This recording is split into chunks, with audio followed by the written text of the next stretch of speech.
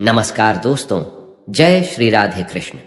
श्रीमद् भगवत गीता में कही गई भगवान श्री कृष्ण की बातें आज भी हमारे जीवन में आगे बढ़ते रहने की प्रेरणा देती है।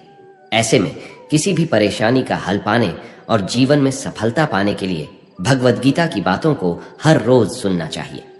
माना जाता है कि जो भी व्यक्ति भगवत गीता के इन अनमोल विचारों का अपने जीवन में अनुसरण कर लेता है, वह हर काम में अवश्य ही सफलता को प्राप्त कर लेता है और उसे मानसिक शांति भी मिलती है। तो चलिए शुरू करते हैं। श्रीमद् भागवत गीता एक परम रहस्यमय ग्रंथ है। इसमें संपूर्ण वेदों का सार संग्रह किया गया है। इसका आशय इतना गूढ़ और गंभीर है कि आजीवन निरंतर अभ्यास करते रहने पर भी उसका अंत नहीं आता। भगवान के गुण, प्रभाव, स्वरूप, तत्व, रहस्य और उपासना का तथा कर्म एवं ज्ञान का वर्णन जिस प्रकार भागवत गीता में किया गया है, वैसा अन्य ग्रंथों में एक साथ मिलना कठिन है। भागवत गीता एक ऐसा अनुपमेय शास्त्र है जिसका एक भी शब्द सदुपदेश से खाली नहीं है। गीता में एक भी शब्द ऐसा नहीं है जो रोचक कहा जा सके। इसमें जितनी बातें कही गई हैं, वे सभी अक्षरशः यथार्थ है। सत्य स्वरूप भगवान की वाणी में रोचकता की कल्पना करना उसका निरादर करना है। गीता सर्वशास्त्रमयी है। इसे सारे शास्त्रों का खजाना कहा जाता है। गीता का भली भांति ज्ञान हो जाने पर सभी शास्त्रों का तात्विक ज्ञान अपने आप हो जाता है। गीता को हम भगवान से भी बढ़कर कहें तो कोई अतिशयोक्ति नहीं होगी। भगवान ने स्वयं कहा है, मैं गीता के आश्रय में रहता हूं। गीता मेरा श्रेष्ठ घर है। गीता के ज्ञान का सहारा लेकर ही मैं तीनों लोकों का पालन करता हूं। इसके सिवा गीता में ही भगवान अपने मुक्त कंठ से यह घोषणा करते हैं कि जो कोई मनुष्य मेरी इस गीता रूप आज्ञा का पालन करेगा, वह निसंदेह मुक्त हो जाएगा। यही नहीं, भगवान कहते हैं कि जो कोई इसका अध्ययन भी करेगा, उसके द्वारा मैं ज्ञान यज्ञ से पूजित होऊंगा। भगवान कहते हैं, जो मनुष्य गीता का रहस्य भक्तों को धारण कराता है और उनमें इसका विस्तार एवं प्रचार करता है, वह मनुष्य मुझे अतिशय प्रिय है। गीता संपूर्ण जीवन दर्शन है और इसका अनुसरण करने वाला व्यक्ति सर्वश्रेष्ठ होता है।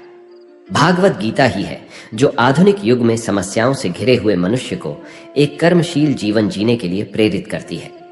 गीता ऐसे प्रेरणादायक संदेशों का महासागर है जो जीवन से निराश मनुष्य को आशाओं से भर देती है। श्रीमद् भागवत गीता एकमात्र ऐसा ग्रंथ है जो मनुष्य को जीने का सही तरीका बताती है। गीता जीवन में धर्म, कर्म और प्रेम का पाठ पढ़ाती है। श्रीमद् भागवत गीता का ज्ञान मानव जीवन और जीवन के बाद का जीवन दोनों के लिए उपयोगी माना गया है।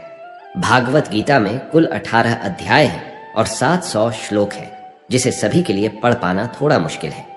इसीलिए आज के इस बेहद ही खास वीडियो में हम श्रीमद् भागवत गीता के एक एक अध्याय के एक एक श्लोक का मतलब विस्तार पूर्वक और सरल भाषा में समझाएंगे, जिन्हें जानकर आप श्रीमद् भागवत गीता का सही मतलब समझ पाएंगे। इसलिए इन विचारों को आप हर रोज जरूर सुनें। तो चलिए अब देर नहीं करते हुए वीडियो शुरू करते हैं। श्रीमद् भागवत गीता पहला अध्याय, अर्जुन विषाद योग। ये शुरुआत होती है धृतराष्ट्र के सवालों से। वह संजय से जानना चाहते हैं कि धर्म भूमि कुरुक्षेत्र में युद्ध करने के लिए एकत्र हुए मेरे और पांडु के पुत्र क्या कर रहे हैं, उनकी सेना क्या कर रही है। धृतराष्ट्र जानना चाहते हैं कि युद्ध स्थल पर आखिर हो क्या रहा है। धृतराष्ट्र अंधे थे, वह देख नहीं सकते थे, लेकिन वह आंख से अंधे थे, मन और मस्तिष्क से नहीं। वह जानते थे कि वह धर्म के साथ नहीं खड़े हैं, क्योंकि धर्म तो वहां था जहां श्री कृष्ण खड़े थे। अपने पुत्र मोह में उन्होंने शांति की जगह युद्ध को चुना था, लेकिन वह जानते थे कि इस युद्ध को जीतना आसान नहीं होगा। अपने जीवन में हम भी जब कोई गलत करते हैं तो हम भी समझ रहे होते हैं कि हमारे किए का नतीजा शायद अच्छा नहीं हो, और यही डर, चिंता धृतराष्ट्र को सता रहा था। संजय आंखों देखा हाल बताते हुए उत्तर देते हैं कि हे राजन, दुर्योधन पांडवों की सेना के व्यूह को देख रहे हैं और यह बात गुरु द्रोणाचार्य को जाकर बताते हैं। संजय को दिव्य दृष्टि प्राप्त हुई थी। वह युद्ध क्षेत्र से दूर रहते हुए भी युद्ध को देख सकते थे। दुर्योधन कह रहे हैं, हे आचार्य, पांडु पुत्रों की इस विशाल सेना को देखिए। जैसे आपके बुद्धिमान शिष्य द्रुपद पुत्र धृष्टद्युम्न ने इतने कौशल से व्यूह के आकार में सजाया है। इस युद्ध में भीम तथा अर्जुन के समान अनेकों महान शूरवीर और धनुर्धर है। युयुधान, विराट और द्रुपद जैसे भी महान योद्धा है। दृष्टकेतु, चेकितान तथा काशीराज जैसे महान, शक्तिशाली और पूर्वजित कुंती भोज तथा शैव्य जैसे मनुष्यों में श्रेष्ठ योद्धा भी है। युद्धाम्बु जैसे महान पराक्रमी तथा उत्तम ओझा जैसे अत्यंत शक्तिशाली, सुभद्रा का पुत्र अभिमन्यु और द्रौपदी के पुत्रों सहित ये सभी महान योद्धा है। दुर्योधन कह रहे हैं, हे ब्राह्मण श्रेष्ठ, हमारी तरफ के भी उन विशेष शक्तिशाली योद्धाओं को जान लीजिए। मेरी सेना में स्वयं आप द्रोणाचार्य, पितामह भीष्म, कर्ण, कृपाचार्य, अश्वत्थामा, विकर्ण और सोमदत्त का पुत्र भूरिश्रवा जैसे योद्धा है जो सदैव युद्ध में विजयी रहे हैं। ऐसे अन्य अनेक शूरवीर भी हैं जो मेरे लिए अपने जीवन का बलिदान देने के लिए अनेक प्रकार के अस्त्र शस्त्रों से सुसज्जित है और यह सभी योद्धा विधा में निपुण है। इस प्रकार भीष्म पितामह द्वारा अच्छी प्रकार से संरक्षित हमारी सेना की शक्ति असीमित है, किंतु भीम द्वारा अच्छी प्रकार से संरक्षित होकर भी पांडवों की सेना की शक्ति सीमित है।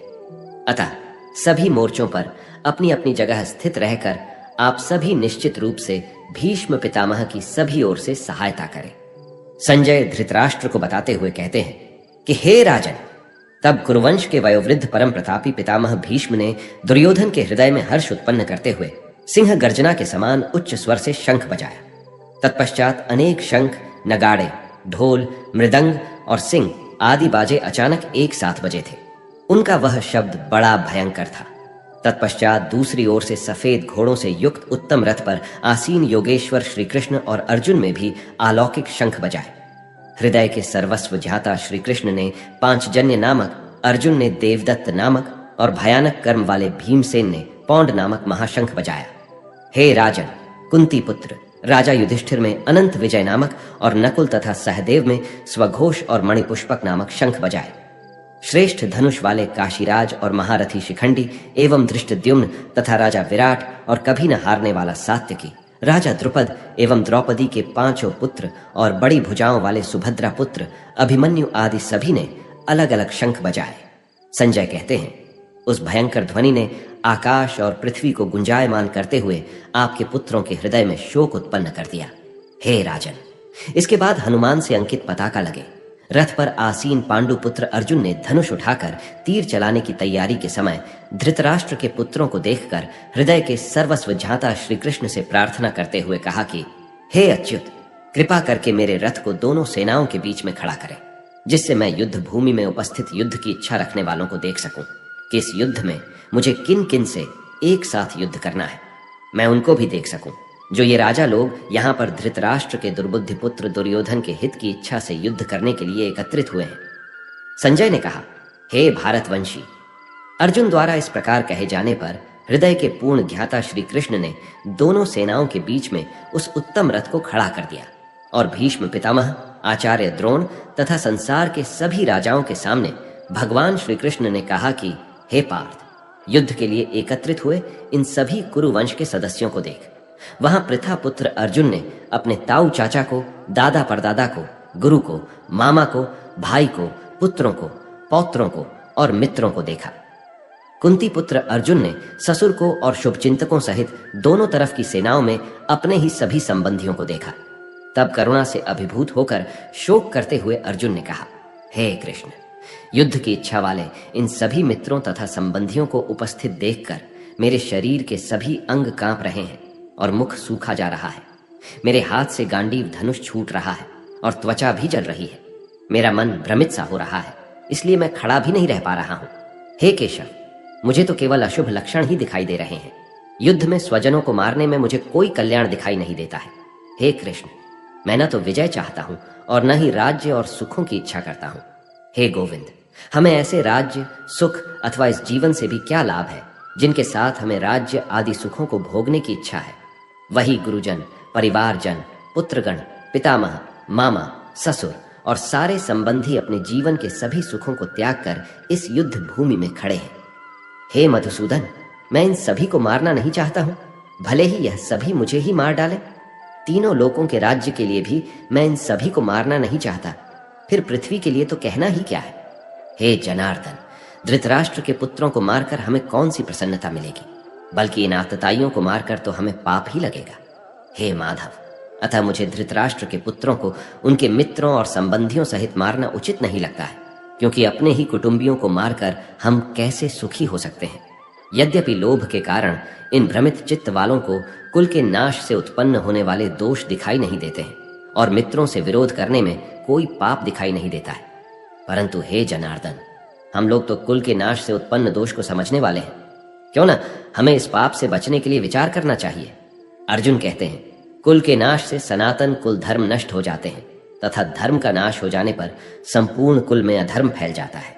हे कृष्ण, अधर्म अधिक बढ़ जाने से कुल की स्त्रियां दूषित हो जाती हैं। स्त्रियों के दूषित हो जाने पर अवांछित संतानें उत्पन्न होती हैं। अवांछित संतानों की वृद्धि से निश्चय ही कुल में नारकीय जीवन उत्पन्न होता है। ऐसे पतित कुलों के पितृ गिर जाते हैं, क्योंकि पिंड और जल के दान की क्रियाएं समाप्त हो जाती हैं। इन अवांछित संतानों के दुष्कर्मों से सनातन कुल धर्म और जाति धर्म नष्ट हो जाते हैं। हे जनार्दन, जिनका कुल धर्म नष्ट हो गया है, ऐसे मनुष्यों को अनिश्चित काल तक नरक में रहना पड़ता है, ऐसा हम सुनते आए हैं। कितने आश्चर्य की बात है कि हम लोग बुद्धिमान होकर भी महान पाप करने को तैयार हो गए हैं, जो राज्य और सुख के लोभ से अपने प्रियजनों को मारने के लिए आतुर हो गए हैं।